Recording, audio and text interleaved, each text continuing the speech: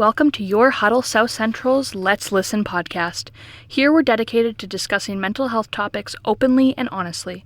Before we begin, we want to remind you that the information provided in this podcast is for educational and informational purposes only and is not intended to be a substitute for professional mental health advice, diagnosis, or treatment. The views and opinions expressed by the host and guests are their own and do not reflect the views of Huddle South Central. While we strive to provide accurate and up-to-date information, mental health research and understanding are always changing, and information shared in this podcast may become outdated over time. If you or someone you know is struggling with mental health issues, we encourage you to seek help from a qualified mental health professional. Please don't disregard professional medical advice or delay in seeking it because of something you heard on this podcast. By tuning in to Let's Listen, you agree that we will not be held responsible for any actions taken based on the information provided. Always consult with a mental health professional or healthcare provider for specific advice related to your individual situation. We appreciate you listening and for taking care of your mental health.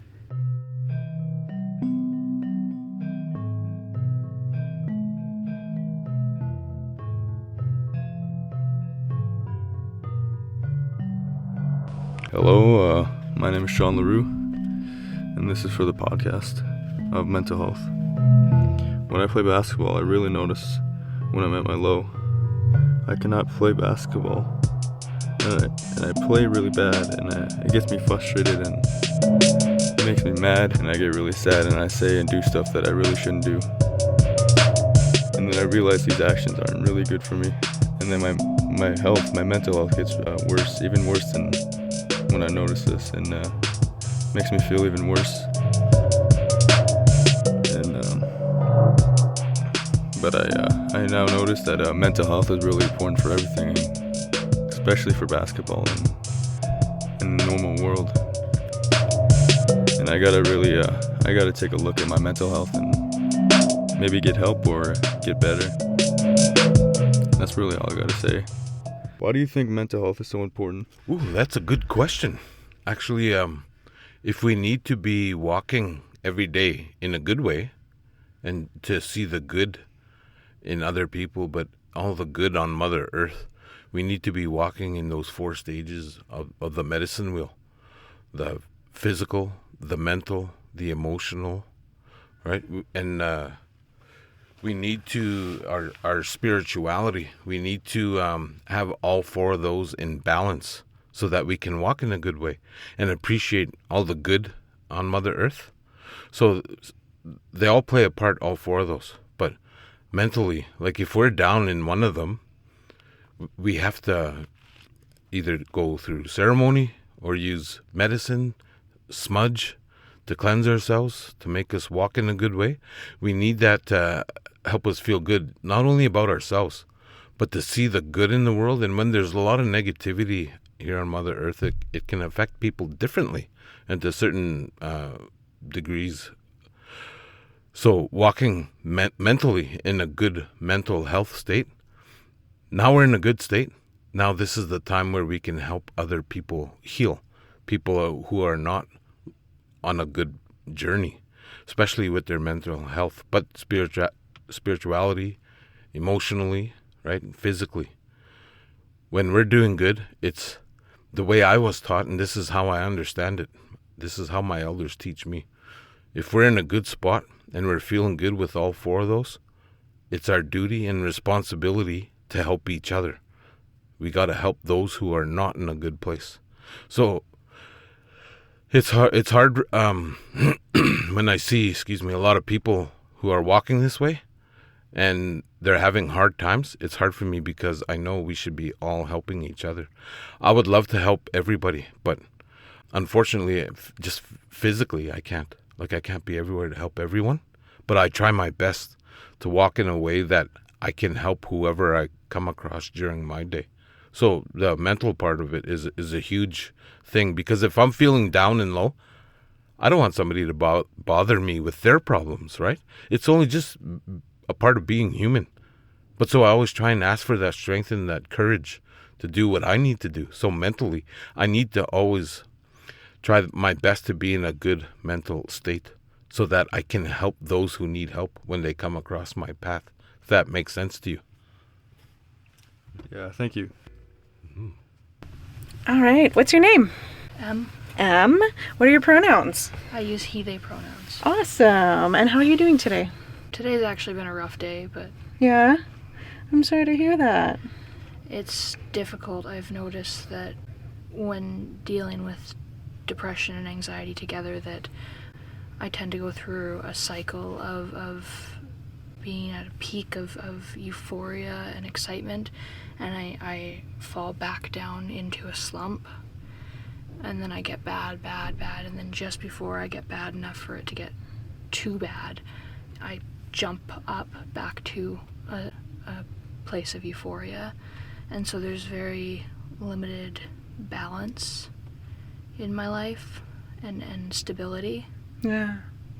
You feel like those emotions go like up and down quite a bit? Yeah. Yeah. One thing I've been having issues with is the nervousness of trying to get resources for myself, but to improve the anxiety and depression, I have to access these resources, but trying to access resources cause me anxiety and depression. Yeah, you kind of get stuck in that vicious cycle, right? You want to get better, and to be able to get better is to get these resources, but getting these resources is giving you more symptoms and making it harder for you to get there, right? One of my biggest problems lately has been the stigma around words surrounding depression and anxiety. You know, the idea of using, I don't know what terms we can use on here, sorry, like self-harm or SH, or non-suicidal self-harm, the suicidal ideation.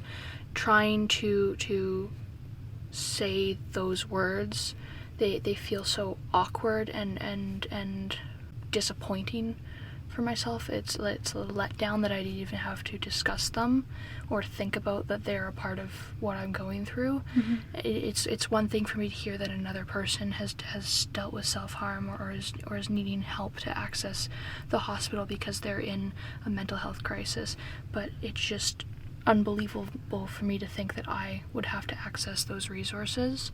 And so trying to say things like, oh yeah, I've done this, or I need to go to the hospital, it's really hard to say. I've actually developed code words for when I talk about it so that I don't have to say those words, because they're so uncomfortable to talk about. And it's difficult because the stigma around mental health is not just from a societal outlook on it not being important. Even as it comes into the light and we become more aware of it, the stigma around it doesn't change, because the stigma surrounding the mental health is perpetuated from the mental health itself. Yeah, I understand that. So you kind of get stuck, whereas you're trying to use these words, or sometimes even avoid using these words to describe your situation, but your situation needs to be described in order to be getting the help that you need. Yeah. And sometimes with the systems that we have in place here, we have to use the same words over and over to different providers in order to be heard or to get our needs met when we're trying to talk about these things, right? The kind of the last thing I want to touch on, again, I don't know if this is appropriate, I'm sorry, is the idea, one big thing that's been, for the past couple months, has been talked about a lot around me, is the idea of, like, do you have a plan? Do you have a plan? Do you have a plan?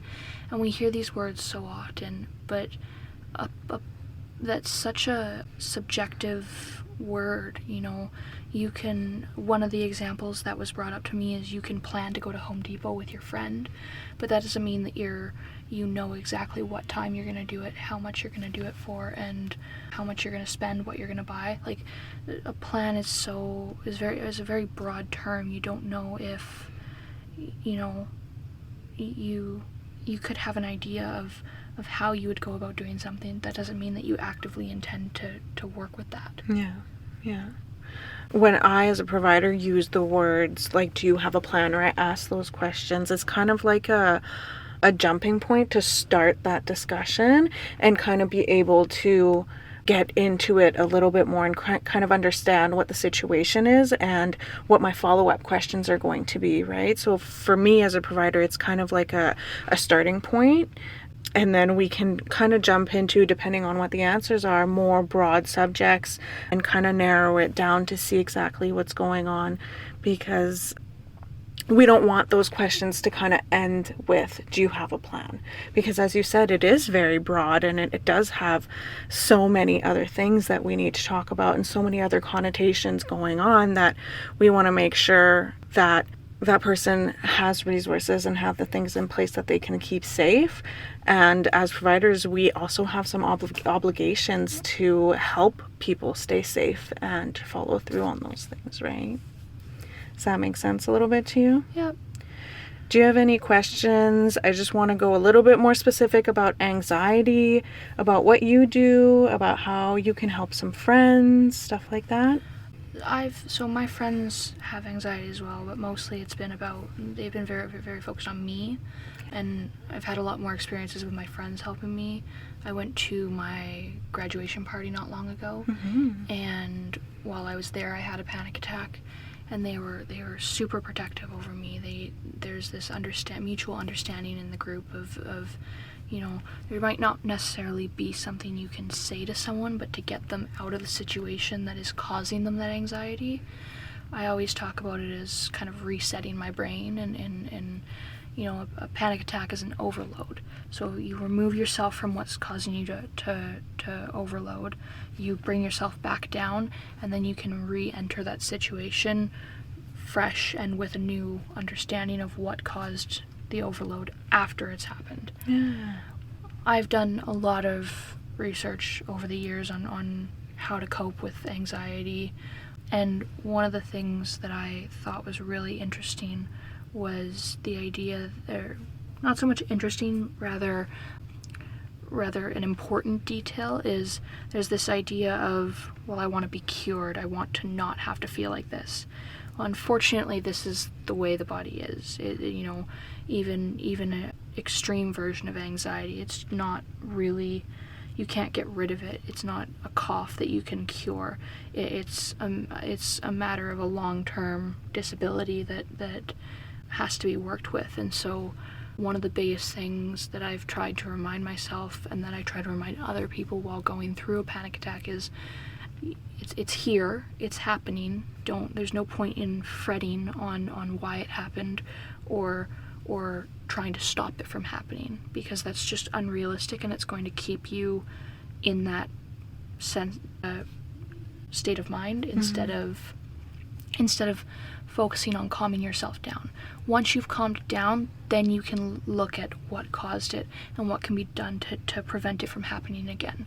But the important thing is getting through it and accepting that it's there. Yeah, absolutely. We can deal with a situation that's going on right now, put some coping tools in place, and get out of this panic attack and bring our body back to that neutral state, and like you said, reset our body. And then once we've done that, then we can have a look at what was the trigger, or what happened, or what was the situation that caused that panic attack or that overload, and then adjust accordingly for the next time, right?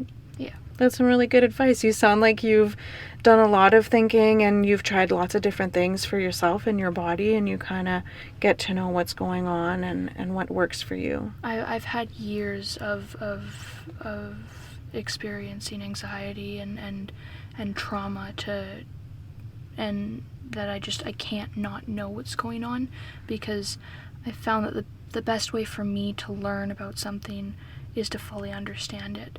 And so knowing the biological, physiological, and mental aspects of each individual part of anxiety has allowed me to get a better understanding of what it is, how different things help it, and how my interactions influence it. Yeah, that's awesome.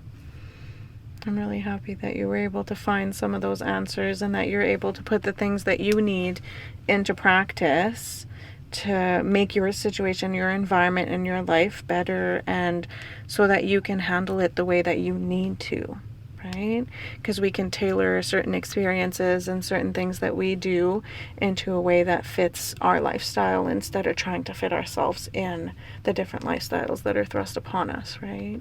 Yeah. Yeah. Any other questions that you wanted to go over today? No, I don't think so. No, you're good? All right. My name is Hideja, and I'm recording this for the Let's Talk podcast. My first question is, what advice would you give to someone who struggles with social anxiety? Ooh, that's a good question. Actually, any anxieties, I always teach the way I was taught. If you have anxieties and you want to take your mind off those anxieties, follow those 7 teachings. Go over the 7 teachings in your head. Love, respect, wisdom, courage, honesty, humility, and truth. And go over the animals and why they represent those teachings. Eagle, buffalo, beaver, bear, sabe, wolf, and turtle. And even just in those few seconds, already I would have taken my mind off of what was creating that anxiety in the first place. So, social anxiety. The way I was taught is we all are different in Creator's eyes, right? Nobody is the same. We're all different, but we're all on the same level. Like no one's better than the other, but it doesn't matter. To me, I don't care how you identify. I don't care if you're tall, short, thin, old, young, dark, light. It doesn't matter to me. We're all human beings first. And so with that in mind, we're all human beings first. We're all the same. So having that anxiety, social anxiety, like no one's better. In your mind, you should think like no one's better than I am, right? I'm no better than anybody else, but nobody is better than me. And that should help ease you into releasing that anxiety. And my second question is, how do you think we should go about destigmatizing mental illness? Oh, how to destigmatize. That's pretty good. You know what? Right off the top of my head, exactly what I said before, right? We're all the same. No one's better than anybody else. And mental health, in my eyes, the way I understand it, everybody suffers with mental health to a certain degree, whether it be very minute or very huge. And to me, the way I was taught is we can't say that we're better than somebody else because they have a bigger mental health issue than I do. It doesn't mean we're any better than them. It just means they're struggling with something different that we may not be struggling with at the moment. And my third question is, what are your opinions on using traditional or modern medicine when it comes to dealing with mental health or mental health issues? That's interesting. It's a good question, right? It's a good question for me because for me, I do both, right? I do traditional medicine, but I also do modern medicine because I have diabetes. So I have to take that modern medicine. But at the same time, I could be taking traditional medicine. What I need to do for me is to take the time to go and learn those medicines and take the time to go and harvest them, work with them in a good way, put my good positive energy into that medicine, and that medicine can work just as well as modern medicine. Because traditionally, if you look at it, that's where all modern medicine comes from. But when you harvest that medicine yourself, whatever the medicine may be, you put your 7 teachings in there. So put your own positive energy in there, like love, respect, wisdom. Treat that medicine with respect. Love that medicine and be honest with that medicine. Be truthful and humble yourself before that medicine before you pick it. That medicine will work just as good or better than some modern medicines. Here's Hideja with Danica. My first question is, in a situation where I can't remove myself like a presentation, what would you recommend for bringing my anxiety down? So when you're in a presentation or a situation where you cannot leave and you have to go through what you're doing, usually in the scenario as a presentation, it's something that you know ahead of time that you have to do. So there are certain things that you can do before heading into that presentation to prepare yourself. The first thing would be your self-talk. How do you talk to yourself coming up to the presentation? How do you prepare yourself? What has worked for you in the past and what hasn't worked for you? So have a look at your past and what you've done that has maybe helped or that has been unhelpful, and then prepare yourself moving a little bit forward. Sometimes in situations where you have anxiety, you have to take a couple steps to prepare yourself for what's coming up. And then during the presentations, some of the things that are helpful to have are cue cards so that you can read certain points if you ever get lost or overwhelmed with the situation. Sometimes it's nice to have a soothing object in your pocket, like a rock or something that's really meaningful to you, or a fidget toy that you can play with, or a pen, or an object that you can hold in your hands that's not flashy in everybody's face, but that you can still concentrate and use your energy to play with while you're going through that presentation. If you're still in school and presentations are something that you have a hard time with, I would also recommend talking to your teacher. Maybe there are some accommodations that they would be willing to do with you, such as presenting in front of less people, or having the lights down low, or putting music in the background while you're talking that's lower. That might help you while you are speaking to other people. If we take a look at other scenarios where you might not be able to leave, preparation is often very useful. If you know that you get anxious in certain situations, you might want to have certain things in your pocket or in your bag that you have with you that can help you in those anxious moments. And then putting some tools in place before going into that situation and then afterwards. When you leave, can you take some time to yourself? Can you go to a quiet area where you can take some moments to decompress and do some breathing exercises and bring your heartbeat back down to regular? My second question is, how can I prioritize my schoolwork while also focusing on my mental health? All right. You're trying to focus on your mental health, but your schoolwork is impacting your mental health? Yeah. Okay. And so what do you feel is most impacted?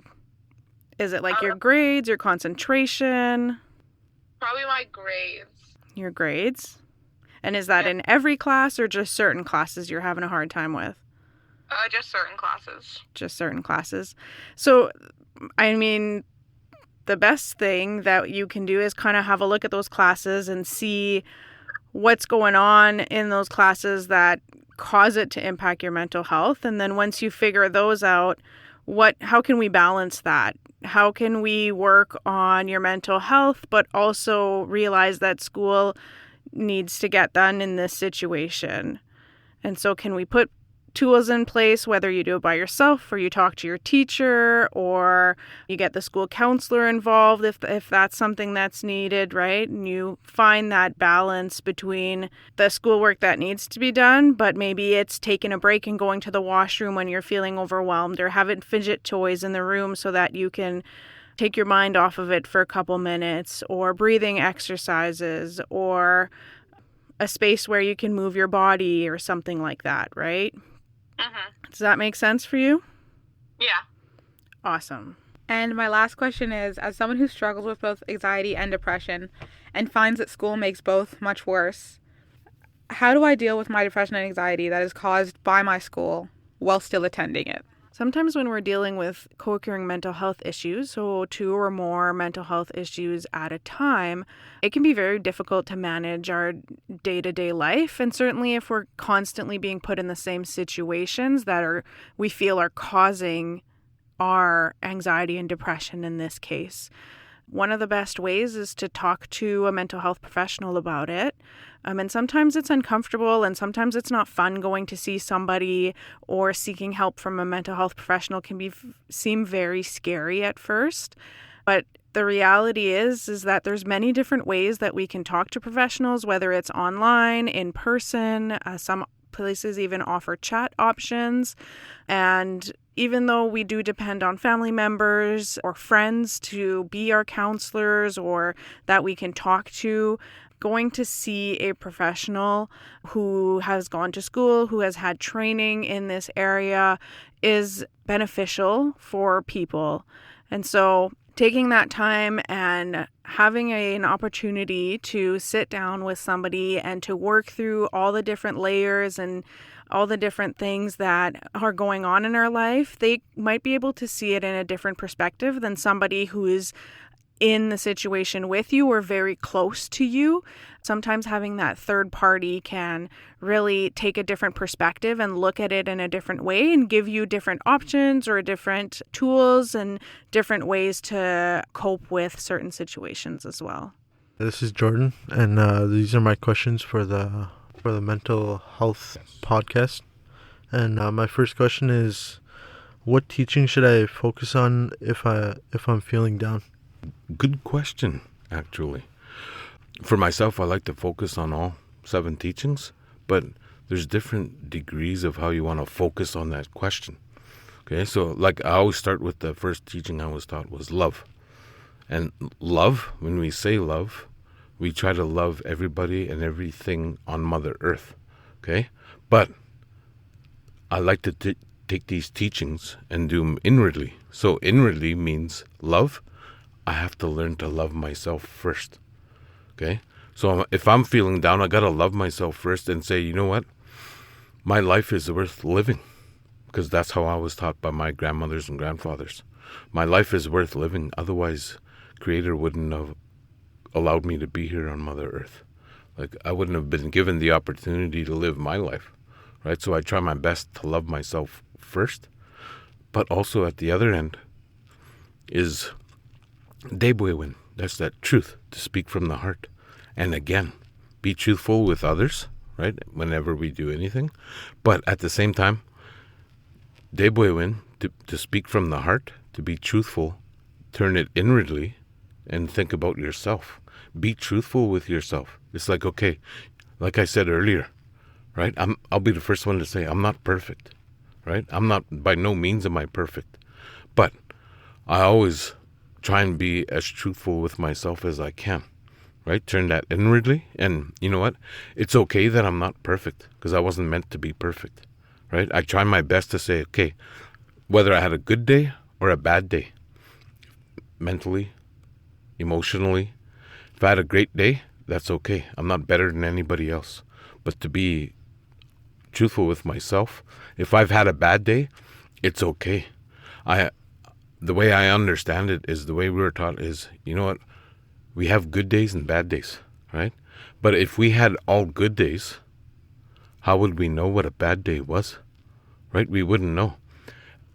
Same with the other end of that spectrum.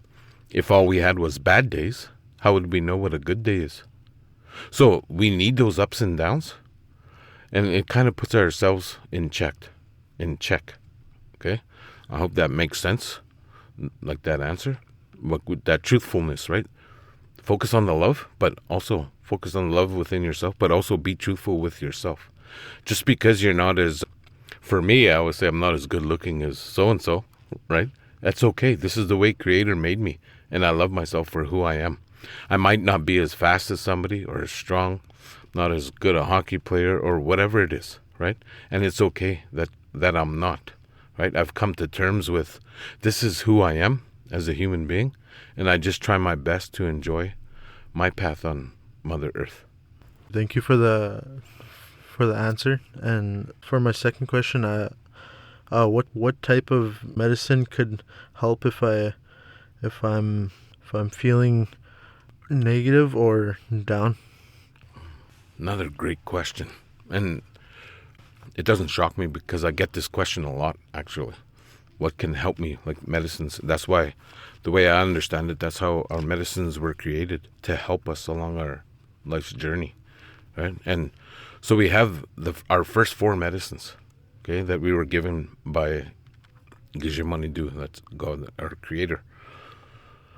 Tobacco, right? Asema, tobacco always comes first, right? So we use tobacco in anything. If I'm not feeling good, or if I'm worried about something happening to somebody else or whatever it is, the way I was taught is we take that tobacco, we'll pray with it, put that love, our energy inside that tobacco, and then offer that tobacco to Mother Earth. Or you can put it in a sacred fire, okay? And they'll help us. Our ancestors will help us from there. At the same time, we have sweetgrass, sage, and cedar, okay? I like to smudge with, I use sage a lot. Sage for one of our healing medicines and protection medicine. When we smudge ourselves with sage, we pray to the spirit of that medicine. And we ask that medicine, we smudge our head. So we're asking that medicine, get rid of any negative thoughts that I may have in my mind. Right? Let me think good thoughts. We smudge our eyes. We say, you know what? To the spirit of that medicine, we ask that to take away any negativity from my eyes. So let me see good things today. Smudge our ears. And that's very important as well, as to hear good things, but also to listen, right? To cleanse, quiet our mind. Any negativity, let me hear my ancestors speak to me again, right? And when we quiet our minds, we smudge our ears, we can hear our ancestors talk to us, and they always give us guidance and teachings. Smudge our mouth, and I'll breathe that sage, and I'll breathe that smoke in, because I want that smoke to go in and to cleanse my heart. Okay, because I ask the spirit of that medicine, give me a good heart so I can speak from the heart, walk in a good way, but also that I speak my truth, right? I speak from the heart, speak in a good way. Debwe win, to speak from the heart, right? So that's what that sage does when we smudge ourselves. If you can get sage and smudge on a daily basis, it's very good for cleansing you of any negativity. And it smells good, but it just also makes you feel good. So when you're feeling down, it'll bring you up, right? And that's what the power of sage has. It has many other healing properties, but when we use it in different ways, okay? Like we have in our medicine wheel, we have those 4 medicines. So all life starts in the east, and that's where life starts. Tobacco sits in the east because tobacco was the first medicine given to us by Gishamanidu, by the loving God. Okay? Then everything we do goes clockwise. So we start in the east where tobacco sits, we go to the south. And the way I was taught is sweetgrass sits in the south. Then we go to the west, sage sits in the west. And then in the north is cedar. And so those 4 medicines, we can use them all together. If we use them together, that's what my people call protection medicine or 4-direction medicine. Like that's what I'm wearing right here in my leather pouch. I have those 4 medicines. We pray with all of them. So tobacco goes in first, then sweetgrass, then sage, then cedar. And now we get protection from those 4 directions, from those medicines. So it's good to have that medicine on you all the time.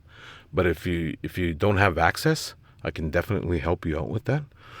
But if you can get sage, smudge with sage. If you can do it on a daily, but especially when you're feeling down. Like people will ask me, how many times a day do you smudge? Once a day, sometimes 10 times a day. Like that medicine never fails in what it's doing. But sometimes I need more help than on some days. Like if I'm having a great day, I may feel like I don't need to smudge. But I always try my best to start that day with smudging because it'll cleanse me. But that if you use cedar, it'll protect you. Like we can go out in the community and we can pick up any kind of negativity from anybody, right? So it's always good to smudge yourself, okay? So that sweetgrass, cedar, sage, tobacco, all 4 of them together are good for protection medicine and 4-direction medicine. But sage, I like to use sage on a daily basis because sage will help me. It makes me feel good. It smells good, and it just does the heart good when you smudge. Okay, so we can talk about that part later. But if you want sage, you need sage, what you would do is pass tobacco, and then I can give you some sage. Okay, so that's only if you don't have access to sage, right? So yeah, get yourself some sage, and then start praying to that sage. Pray to the spirit of that medicine, and it'll bring you up. It'll make you feel good, and it'll protect you at the same time. Miigwech for answering my questions. Hi, Ethan. How are you doing today? Good. You're good? How's it like being in here? Kind of nerve-wracking. Kind of nerve-wracking? What's making you nerve-wracking? I don't know. It's just my first podcast.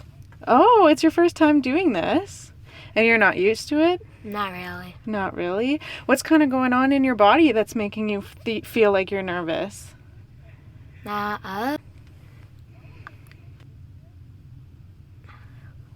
don't know? How about, is there any like butterflies in your stomach? No. No? Is your heart beating really, really fast? Yeah. Yeah? And how about your legs? What are you doing with your legs right now? Keeping them still. You're keeping them still or you're moving them a lot? Moving them a lot. Moving them a lot. And what are you doing with your hands? Fiddling. Fiddling quite a bit, right? That's all some kind of like anxious energies that you have in your body when you're unsure, right? Going somewhere new, trying different things. Just like this whole experience is kind of different. Mm-hmm. Right? So, can you explain to me like other times where you have this anxious energy? When I'm being asked a bunch of questions that I can't keep up.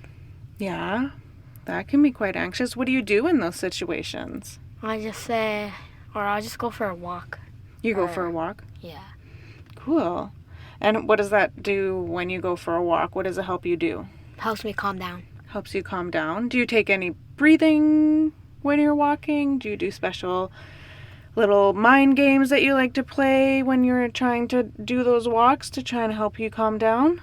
You know when like in movies you see those kids like when they're putting their hand, like they're sliding their hands across fences. Mm-hmm. I was doing that. That helps me. Sliding my hands like across walls to calm down. Is it because there's lots of different feelings on the wall? Yeah. Yeah. Sometimes when we take our mind off of what's going on, we can concentrate on something else and it helps our brain kind of calm down in those moments so our body can kind of just regulate, right? Yeah. Do you do any breathing exercises? No. No? Have you ever heard of box breathing? No. Do you want to try it with me? Sure. So box breathing, you just think of a box that has 4 sides, right? And what we're going to do is in our head we have a box and we're going to follow the sides. So we're going to inhale for 4 seconds. You're going to hold it for 4 seconds. Exhale for 4 seconds. And hold it for 4 seconds. And when we're having a hard time, we kind of think about our boxes, and each of those movements is one side of the box, and we go around and around however many times we need. That's cool. Yeah? Did you try it when I was talking about it? Mm-hmm. Feels pretty cool, eh? Yeah.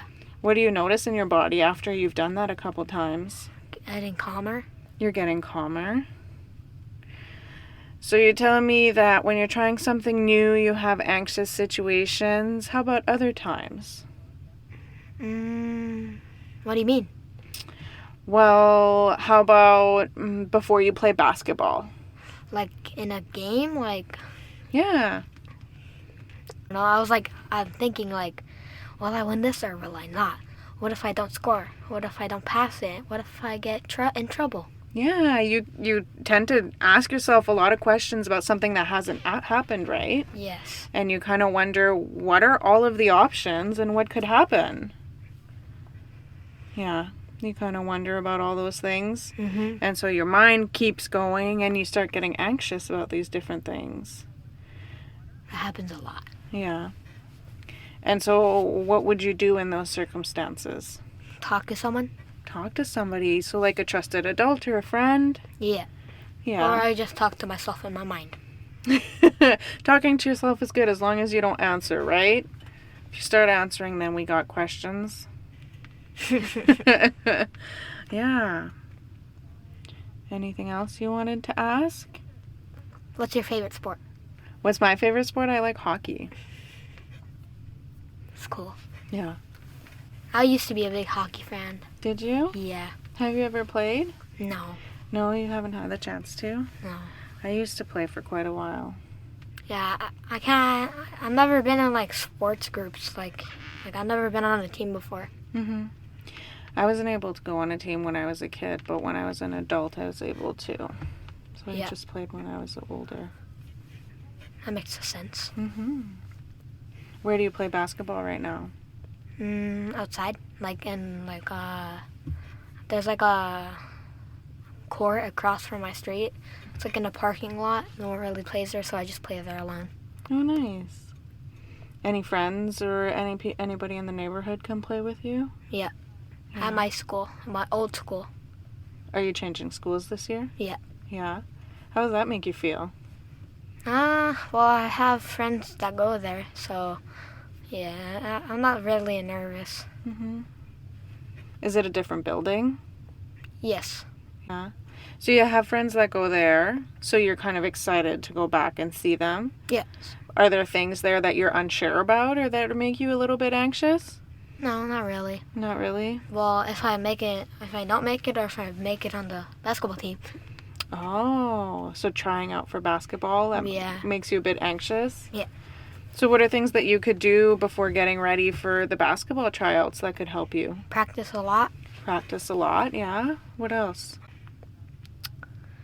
I don't know, like there's like something called a drill. Like you do like these things like practice certain types of days. Well, it's kind of confusing. Yeah. You'll do that to get yourself ready? Yes. How about sleeping? No, I don't really think about it. I just go to bed. You just go to bed? Yep. That's something that can help us with our anxiety, right? When we have got a big thing coming up, we want to make sure that we're going to bed. That's not too late, right? And we're getting up at a reasonable time and we have time to take care of ourselves. Because if we don't sleep enough, that's when our emotions can kind of get a little bit all over the place and that anxiety can really play into it. You want to know something that happens to me? Like it's kind of weird in sleep when I'm trying to sleep. So say I sleep at like 1 o'clock and I wake up at 1 o'clock. Say I sleep at like 9 and I wake up at like 8:30. It's weird. It's weird? Yeah. Because you're sleeping a lot? Yeah, it's like just like one time I go to sleep at, it's the time I wake up at. You're just sleeping for really long stretches, right? Because your body and your brain need that to rest so that you can function properly. Do you have any other questions you wanted to go over?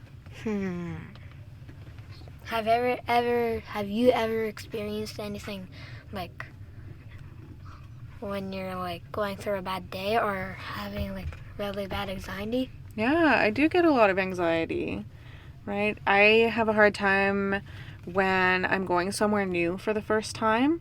If I have to drive there and I don't know where I'm going or how long it's going to take me, I make sure to take some time to plan out how long it's going to take me and then give me even more time to get there. And if it's somewhere new for the first time and I'm unsure how it's going to go, who's going to be there, what's going to happen, I get really, really anxious. And so I have some fidgets that I like to play with. And I just take my time and remind myself that I'm safe and that I can leave when I'm ready and take some deep breaths. And now this from Lily. Hi, I often find myself overwhelming myself with doing things too often, and I burn myself out and I'm sleeping and I'm just staying in bed constantly. And then I will feel bad that I'm not doing anything, and it will cause a whole other problem. It's something that is annoying to me because I understand that I need rest. I need to take a break sometimes, but it's a whole other problem that I can't figure out how to fix because I understand that I need rest, but I can't stay in bed all the time. But it's so hard to find a balance between the two where I'm not just sleeping and I'm staying in bed constantly and I'm not overwhelming myself and getting burnt out. It's a problem of me stressing myself out because I'm not doing things and that I do too much and I can't get myself to do anything. That's a pretty common cycle that a lot of people find themselves in. Sometimes we'll go through periods where life is really, really busy and we say yes to a whole bunch of things because we want to help people or we want to do these things. But then we have periods in our lives that follow that and we have to rest for quite a bit because we've given it all and we don't have any energy left. Over time, you'll find what works and what doesn't work for you. And it's a little bit about what you said, balance and finding what works for you. Trying how much you can do before you get tired. And sometimes it's a reality of having to be firm with ourselves and putting ourselves some boundaries of how many things can I do this week. and how much time can I spend on these things so that I can still allow myself some time to rest. And then maybe looking out if you can get a planner and write these things down and have a visual of it, you'll kind of realize how much you actually are doing and how much you might need. Oh, maybe I can sneak in and schedule some rest time, because it's as important as all of the other things that you're doing. And so if we take that rest portion and find its importance in our everyday life, then we actually start treating it as equal as the activities that we're doing. And when we can schedule our rest into our everyday life, we start noticing a bigger impact because we find that balance a little bit easier. Now, it's not the same for everybody. If you're doing an hour of activity, you don't necessarily need an hour of rest. But sometimes if you're doing an activity that is very overwhelming, that's taking a lot of your social energy, or that's taking a lot of time out of your day, and you come home and you're very tired from it, you might need more time to rest after than something that doesn't take as much energy or that isn't taking as long as another activity. So take the time in your day to have a look at how can you create balance. Is it setting yourself a bedtime during the week where you know this time is to rest? And it doesn't necessarily need that you have to be sleeping at that time, but maybe you say that your bedtime is 10 p.m. with the idea of falling asleep around 11, so that you schedule an hour of rest at the end of your day to have that time for your body to rest and relax and recuperate so that you don't feel so overwhelmed the next day. So hey, do you want to share your thoughts and ideas, or maybe even join us on the next episode? Then DM us on Facebook or Instagram at Huddle South Central. If you need to talk more about overall wellness, come and stop by the Huddle closest to you.